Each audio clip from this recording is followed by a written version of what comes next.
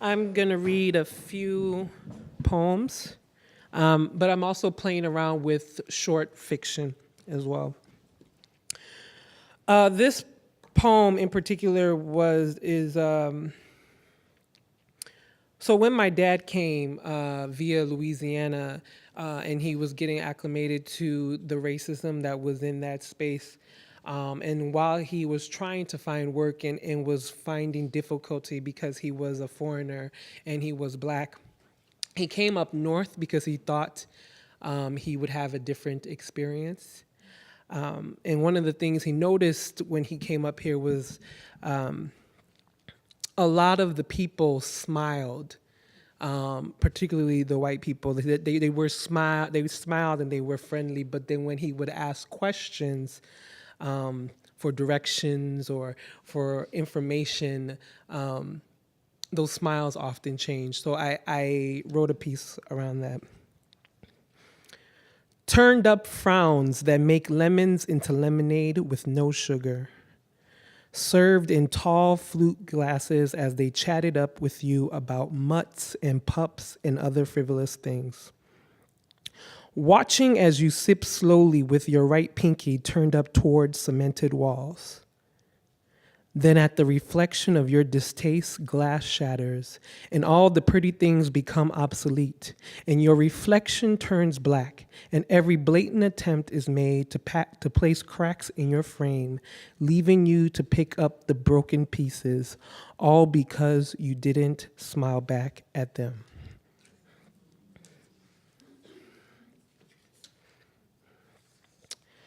This piece, and my pieces are really short oftentimes.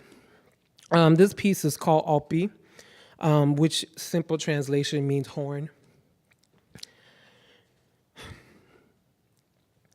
There are little girls who get trapped in rooms with men whose tongues go skikity-kat, ta-da-ta, and long horns that go voom, voom.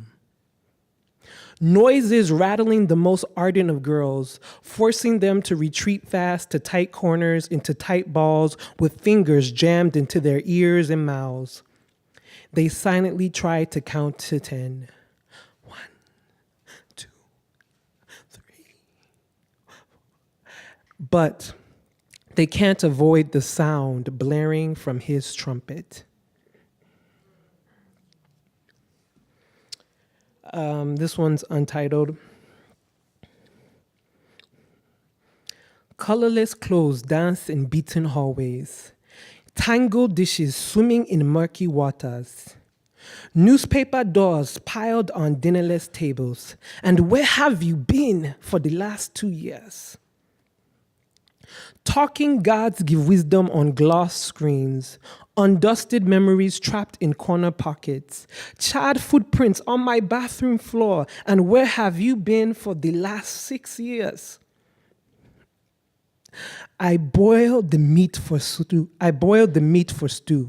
You sit there snogged in dead trees while screaming bills beg for formula.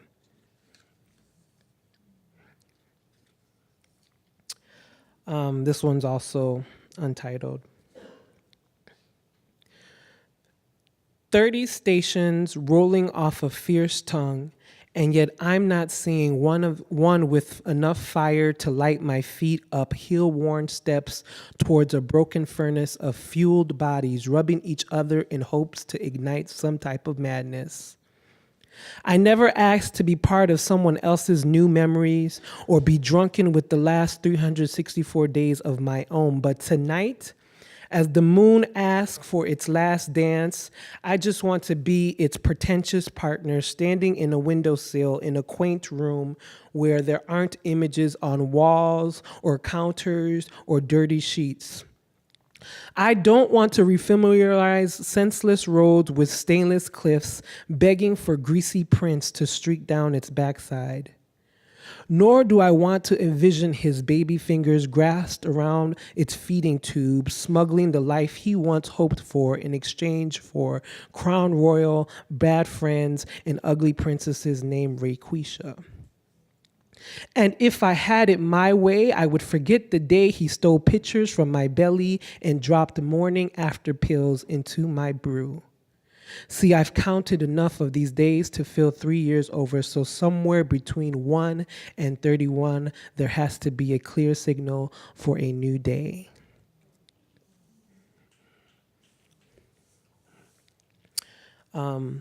This piece is called Bitter Leaf. And bitter leaf is a plant that's often used, and that's used for popular Igbo soup. Bitterness. Patterns on insulated windows, cracking visions of green stoplights. Bitterness. Spits on infant faces and shakes hands with elderly men in risen caskets. Bitterness. Eaten slowly, digested quickly while running out on the street with distinct odors in brown, purple, or yellow shades. Bitterness. Loses shoelaces on gravel sidewalks and waits for you to fall. And then my last piece is called For Sale, and I actually read this at the Blacker the Berry piece.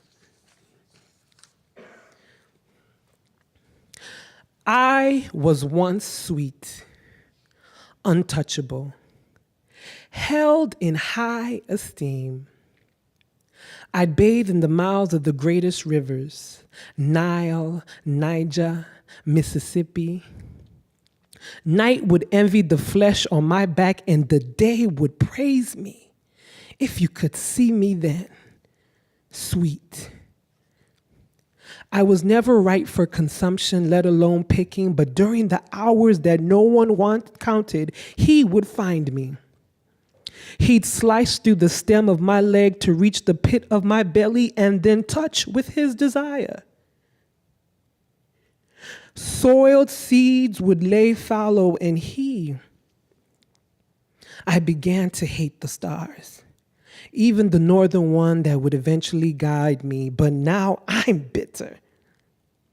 Only fit to hold white children and nurse them to sleep. See my esteem? I am the blackest berry. My juice is always for sale.